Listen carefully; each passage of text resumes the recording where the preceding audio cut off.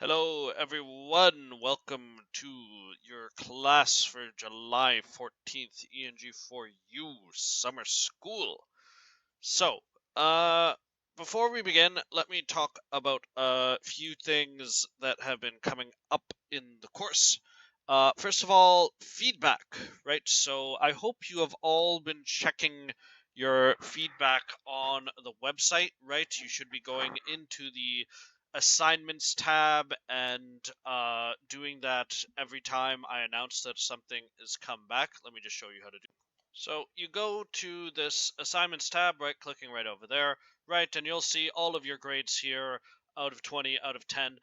This thing has been showing some things with levels, like level 3 or level 4. Don't worry about the levels. What matters is your mark out of 20 or out of 10, right, in the assignments thus far. But you want to make sure you click on the things, and then when you're in there, right, this thing right here, view inline feedback, right? Make sure you look at that, right? Because that's where I'm making corrections. That's where you can see all of my comments, right? And you can see why I've given you the grade I've given you, right? So I'm not just like throwing numbers at the wall and saying, oh yeah, that's your grade, right? My whole thing is I want you to see why you're getting the grade you're getting, right? So make sure you're looking at that inline feedback. That brings us to the issue of plagiarism. So I can't emphasize enough that it is totally pointless to copy and paste work here in this class. If you've got even one sentence copied and pasted, right, it's going to be detected, and you're going to be found out. I've seen some of you sort of skirt the edge, right, and it's like it's like half a sentence is copied and pasted, and I want you guys to know you can get busted just for that, right? If you get dinged by a plagiarism checker, you're already in deep, right? Even one sentence is unacceptable. So if you've gotten a 0 in any of your assignments, that's why. Don't do that. This is ENG4U. I can't send a plagiarist to university, okay? So that I will again remind you of that. So if you're looking at your grades and you're seeing zeros, then that's why, right? If you want to talk to me about that, you can send me an email.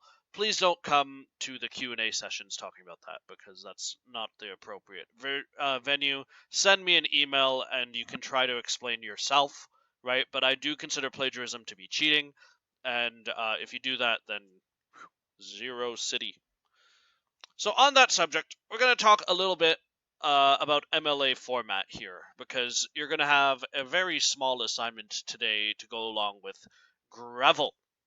So, MLA format, I've posted a video about it before, but I'm going to talk about it a little bit now, right? So, first of all, in order to do proper citation of a source, you need to do 3 things, right? I said 2 before, but I really should include this first one as well.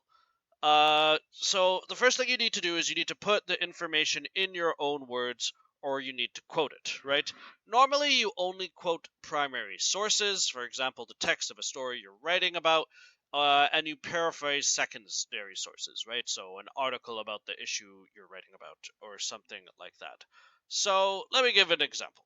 So I've got 2 sentences here that are meant to sort of illustrate both scenarios, right? So let's say I'm quoting Happy Endings, right? And I have here Margaret Atwood ends her story cryptically saying, quote, now try how and why, right? So there's my quotation there, right? Whereas if I were, so that's, oh, by the way, that is a primary source, right? I'm going straight from the story, so I quote it, right? So when you're taking something from a story that you're writing about, typically you do want to use quotations rather than paraphrasing the story, although you can paraphrase a story as well. Whereas, let's say I'm doing an essay about child abuse, right? For some reason, I want to write about child abuse, right? This is just a random article I picked out of nowhere. And I'm reading this article and seeing information that says that the pandemic is causing an increase in child abuse, right? So, far too many Canadian children are staying at home means facing a different danger altogether, right? That's what the article says. But I'm not going to quote that because it's what we call a secondary source. Right? It's an article about your subject, right? So instead, I'm going to put, in Canada today, authorities are concerned that the pandemic and closure of school is going to lead to more child abuse, right? So I put it into my own words, right? So the basic rule is if it's a primary source, meaning the story you're writing about or whatnot, then you're going to use quotations, whereas if it's a secondary source, you're going to paraphrase. All right, so that's step one. Step two is you need to provide an in-text citation, and I've given this link before, but I'm going to give it to you all again, right? MLA has a whole bunch of different rules for giving citations, right? It's a very intricate system. But the basics of it are after you do a quote, you put the author's name in bracket. If it were a book, you would put the page number, right? But this is not a book, right? I'm not going to give you any books in the class. So I guess if you have a book at home that you want to cite, then you can do it that way. But for all online sources, it's very simple. You just put the author's name in brackets here. So let's take my two examples again. Let's clear the old examples. Right here, there are my two examples.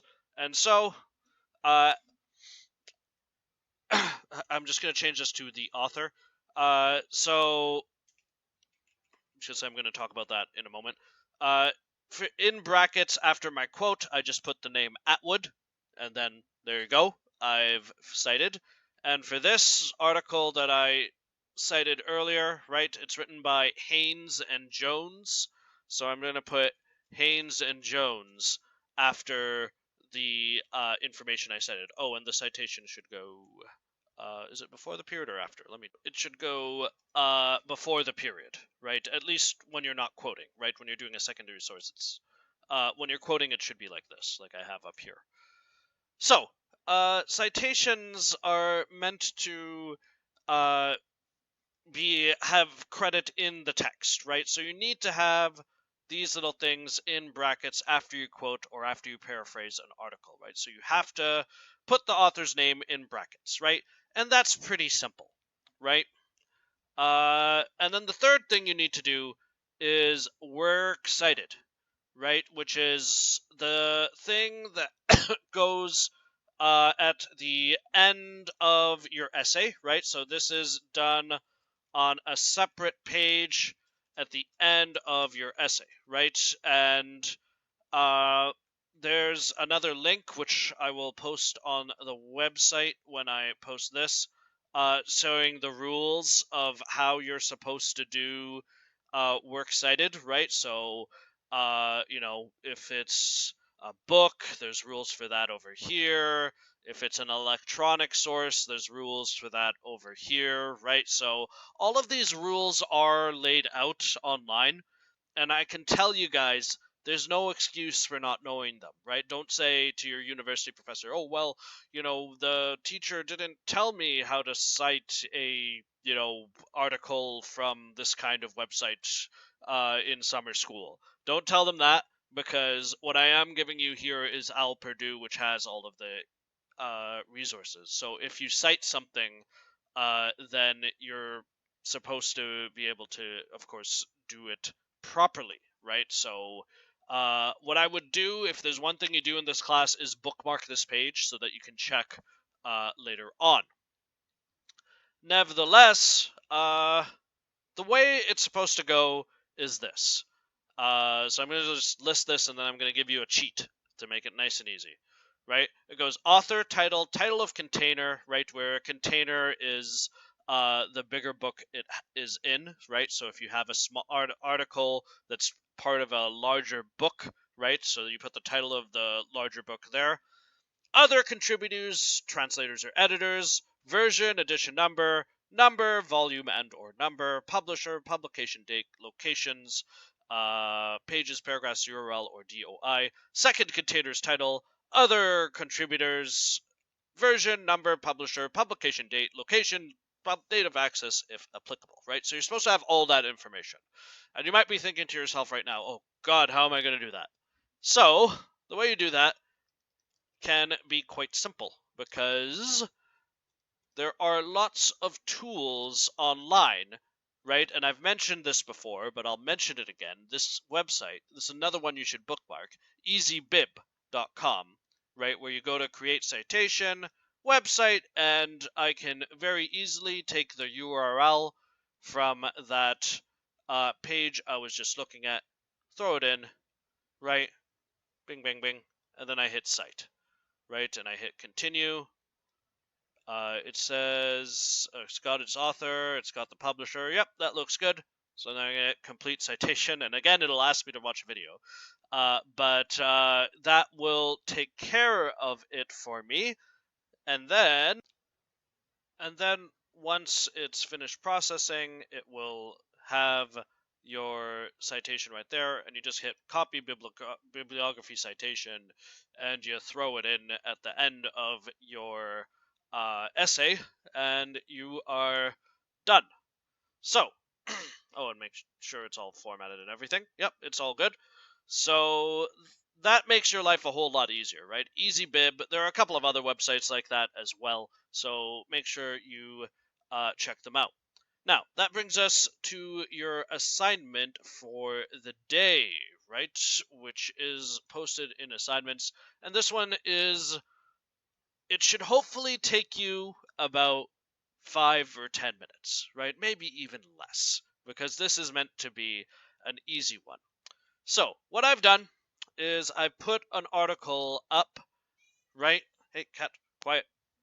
I've put an article up on the website from the National Post, and I've given you this article. It's just about immigration, right? Something about how many immigrants are coming to Canada, right? So it's all just there, right? Here are the publishing details, right? So I'm giving you the authors, I'm giving the title, I'm giving the name of the organization, I'm giving you the publication date, and I've also given you the link, hint, to the website. So this is what I want you to do today, right? And this is hopefully the easiest assignment you'll ever do in anything, right? Because I want you to make a sentence, just one sentence, that uses information from this however you want, right? So quote it, paraphrase it, whatever, just write a sentence about that, right? Cite it, right? Just in the way we've talked about, with an in-text citation, just like I've described, and then create a works cited entry for it, right? That's it. One sentence with a works cited entry, right? So write the sentence and then give me a works cited page at the end, and that is your essay. Or not your essay, your assignment. Okay, so easiest assignment you're going to get. Should hopefully take you 5 minutes, right? So just cite something and make a works cited entry. All right, and that's due by the end of the day. And for once, I can say everyone should be able to do that real fast because that's super, super easy. All right, I just want to see that people can do this before we go into essays. All right, so do that today. But the other thing you'll want to do today is read Gravel. So Gravel is our 4th short story, right? Which is found on the website here. And once again, I've previously made a video about this, so I'm going to splice in the long-haired version of me to talk about Gravel. So Gravel, I posted this one yesterday, right? It's a longer story. It's about 12 pages long, right? So it's longer than the other 3 that I've assigned, which is why, I'm going to give you guys a little bit of breathing room for finishing it, right? So today I'm just going to sort of introduce it, and then tomorrow I'll make another video that will conclude our discussion of it. But it's by a woman named Alice Munro, who some of you may have run into before in previous classes, especially if you had me for grade 12 college, right? I usually do a story called Shining Houses for that one. and she is uh, one of the most famous Canadian authors in the world. Probably the second most famous, with the top prize going to our first author, Margaret Atwood, right? So top prize goes to Margaret Atwood in terms of famousness, right? But she is certainly the most well recognized as well, right? Because she is currently the only Canadian winner of the Nobel Prize for Literature. So, that's one of the feathers she has in her cap, right? So, in terms of Canadian literature, Alice Munro is one of the giants, where the other is, of course, Margaret Atwood. Now, this story isn't too postmodern, right? It's not like the other ones, which were sort of crazy, like, a girl's story was just nuts. But it does have a sort of postmodern edge to it. And let me explain what I mean by that. So, one of the first things you're probably going to notice about this story is the narrator, right? The narrator is a young person, right? Probably 5 or 6 years old. It's hard to really say what the narrator's age is, but definitely she's the youngest person in the story. You notice I'm saying she. But you'll notice as you read through this two things about the narrator here. And this is where I talk about the postmodern edge. So the first thing you'll notice is that the narrator does not have a name, right? And that's not too special, right? There are plenty of stories where the narrator doesn't have a name, right? Those of you who were with me in grade 11 university might remember the Scarlet Ibis, right? That story where the narrator didn't have a name in that either, right? So the narrator does not have a name, right?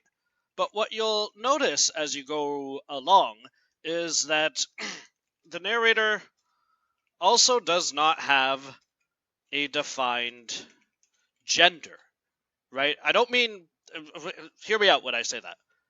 You'll read through this whole thing, and there's no reference to the narrator being a she or a he, right? There's no time where the narrator will say, I'm a girl or I'm a boy, right? So the narrator's only like 5 years old, first of all, right? At least for the most of the story, right? So they're a very small child, so, their gender almost doesn't matter, right? Because they're so small. But what I found when I first taught this, when I first read the story, I thought it was a girl, right? And the reason for that was that, well, the narrator and the sister Caro are sharing a bedroom, so I figured, okay, if the parents have the two kids sharing a bedroom, they're probably both girls. But then it occurred to me, or a student said, no, that's a boy, right? I said, well, what are you talking about, student? Why are you saying that's a boy? Right? So I sort of argued with a student after I first taught it, and I looked through the whole story, and yeah, there's nothing in here that says that Caro is a boy or a girl, or I'm sorry, that the narrator is a boy or a girl. Caro is a girl. That's sort of one of the funny things about it, right? When I read it, I thought girl. When other students have read it, they thought boy. And what you find is the way you read it is really up to you, right? There's no evidence that I've been able to find anywhere in there. Sorry. There's no evidence anywhere in there that's going to say, oh, it's look, this is a boy or this is a girl. In fact, a lot of you, if you finish the story, you'll know that, well, hang on, the narrator as an adult has a partner called, what is her name? Ruth Ann, right? The narrator says, I have a partner, Ruth Ann, right? We're not going to talk in detail about that, but Ruth Ann is a girl's name, so you might think, well, she's got it's a partner renamed Ruth Ann. But that's the thing, the narrator could be a lesbian woman, for as much as we know, right? So I have to think that is done intentionally, right? So the gender of the narrator is left undefined, right? So the reader can decide whether the story is about a little girl or a little boy, right? So that's sort of one of the interesting things about this story, right? That honestly, when I first read it, for me, when I first read it, I thought it's a girl, right? I thought 100%. It felt like a girl. I thought it was a girl. All of that, but then other people say no, it's a boy, right? Clearly, masculine perspective, everything like that.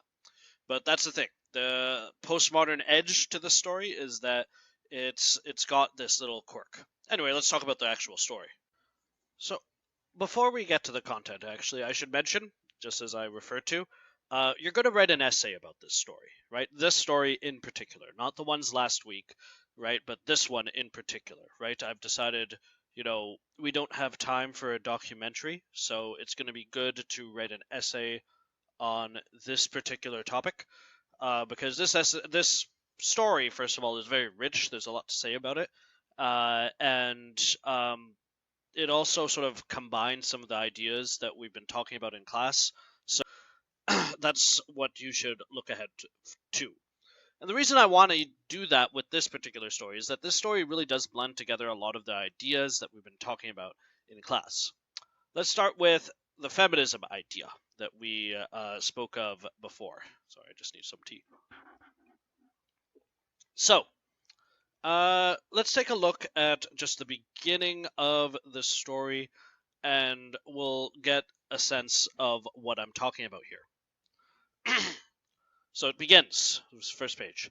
At that time, we were living beside a gravel pit, not a large one, hollowed out by monster machinery, just a minor pit that a farmer might have made some money from years before.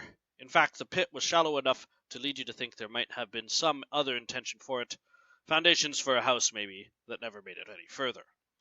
My mother was the one who insisted on calling attention to it. We live by the old gravel pit out the service station road, she'd tell people, and laugh because she was so happy to have shed everything connected with the house, the street, the husband, with the life she'd had before. I barely remember that life. That is, I remember some parts of it clearly, but without the links you need to form a proper picture. All that I retain in my head of the house in town is the wallpaper with teddy bears in my old room. In this new house, which was really a trailer, my sister Caro and I had narrow cots stacked one above the other. When we first moved there, Caro talked to me a lot about our old house, tried to get me to remember this or that. It was when we were in bed that she talked like this, and generally the conversation ended with me failing to remember, and her getting cross. Sometimes I thought I did remember out of contrariness or fear of getting things wrong. I pretended not to. So, the narrator, again, it's written in past tense. So when we're seeing the story, the narrator's writing it as an adult, but it's the memories of her as a child. By the way, I'm saying her, but that's just because my habit, right? Remember, the narrator could be a her or a him. Nevertheless, the family here has gone through a transition, right? So let's see. We've got the family, which is to say the mother and the sisters, have moved out of a nice house and into a trailer by a gravel pit, right? So they've taken a bit of a dip here in their social standing, right? And we don't know why, but we'll find out. I'm just going to jump to the second page here. On the second page, which I hope you've already read, where we find out about Neil.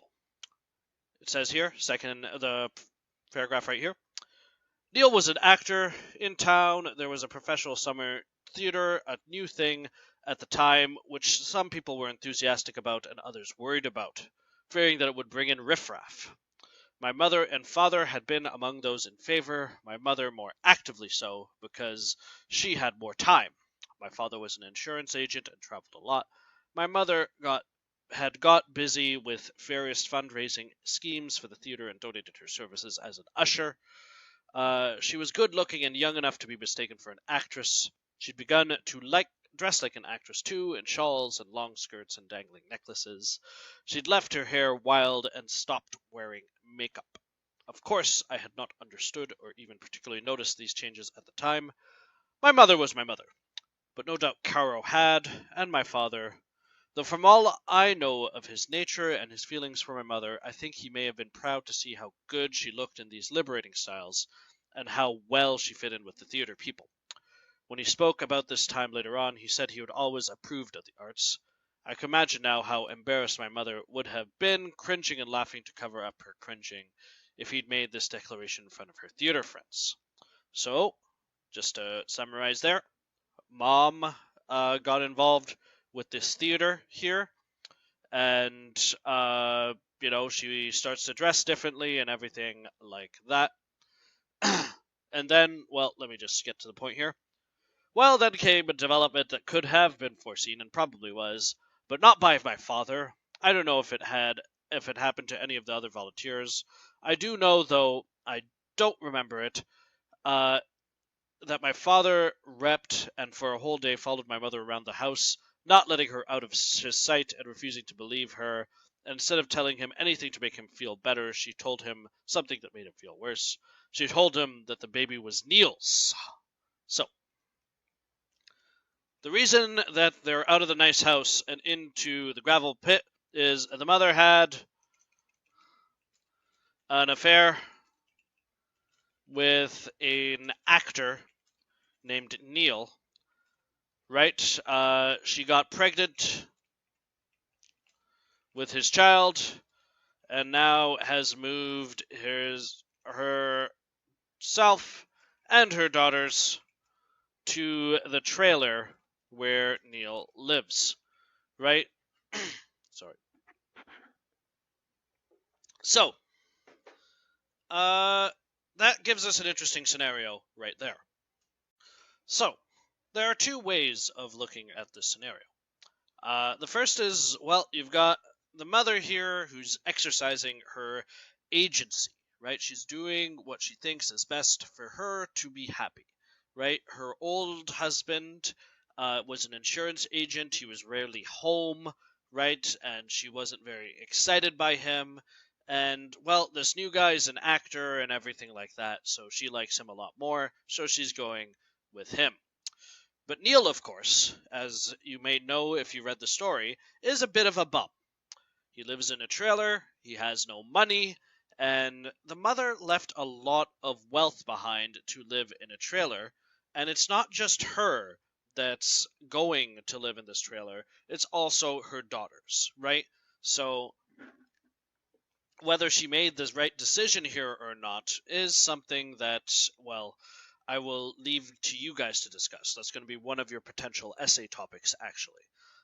But we see here that this mother made a decision that, well, I think many people would perhaps question, because she is essentially, taking her children into the wilderness here, right, in order to get away from this boring life and to live her new life, right?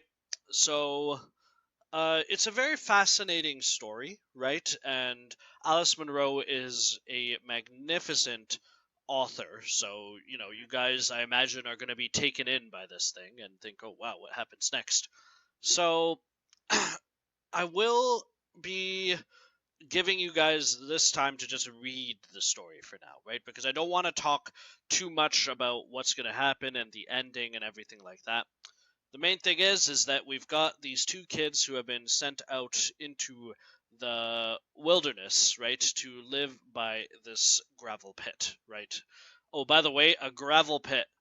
A gravel pit is essentially just a big hole in the ground, right? So if you want to excavate some stone or you want to build something or something like that, right, you got to dig a gravel pit just like over there, right? So if there's a gravel pit in front of your house, it means that there's essentially a big hole in the ground in front of your house, right? And as you can see, or well, maybe see, these can be quite deep, right? So if a child fell into it, or whatnot, then they would be badly, badly hurt, right? And not to spoil what's going to happen, but, well, I'm going to have to spoil it if I'm going to give you the question. So I'm going to say, if you fill that thing with water, it's basically a lake, right? So if it rains and that fills with water, that's, something that a child could drown in. Okay, back to me here in the present day. So, your job for today, other than my simple MLA assignment, is going to be reading this story over.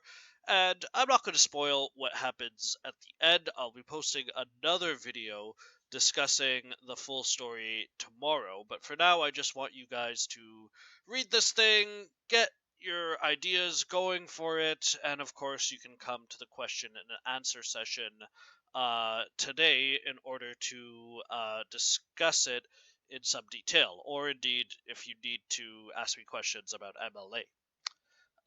But there are a couple of things that I want to discuss here, just as sort of tips for reading this particular story.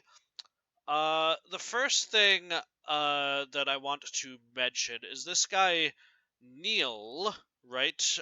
Is you could say the antagonist of the story, right? And he is someone with a very particular way of looking at the world, right? What he says is everything is a gift. We give and we take, right? So the thing to sort of know about Neil is that he is what's called a hippie, right? Let me put that on my screen here, right? So Neil is a hippie, right? So he is someone who just wants things to happen. He's very relaxed and doesn't really have a particular plan in mind, right? The trailer he brings the family to is literally just an abandoned trailer that he found on the road. It's not even his trailer. He's a squatter. So that's something to keep in mind as you're reading it. But for now, read through the rest of this particular story and sort of formulate an opinion of it, right? Because, yeah, here we go. On Wednesday, right? Not today, but the day after, right? On Wednesday, we're having our second seminar, right? And this is going to be mainly about gravel, honestly, right? Where we will be looking at gravel carefully, right? So, particularly the ending. So, there's a lot for you to enjoy in gravel. I think you'll really like it. I don't want to spoil it in this first video because I want everyone to just read the story for today and then tomorrow come ready to talk about gravel in the seminar. And there will be another video about it tomorrow as well. In terms of essays, so I'm not going to talk too much about the questions here, but you can take a look at them over in the essay writing section of the assignment tab, right? These will be visible by then. But for now, what your assignment is for today is to write the MLA assignment, right? Or a one-sentence assignment. But again, feel free to take a look at the essay questions, right, which do involve, they're all about gravel, right, and they all should be posted for you to take a look at. This essay is not due until, I was thinking of Thursday, but I'm going to make it Friday, right? So this essay is going to be due on Friday. It's a big assignment. It's going to be a big chunk of your midterm mark, which is going to be on Monday. So your essay is due on Friday. So then I will be available in the Q&A session from 2 o'clock to 3 o'clock like usual. Get your sentence done for today. Easy assignment. Seminars are tomorrow. And then, we'll be working on the essay for the rest of the week, right? So make sure you read gravel. That's what you need to do in order to write this essay, so get to it. All right, guys, so I am going to leave it there for today. So I hope you are all doing well, and I will see you all next time.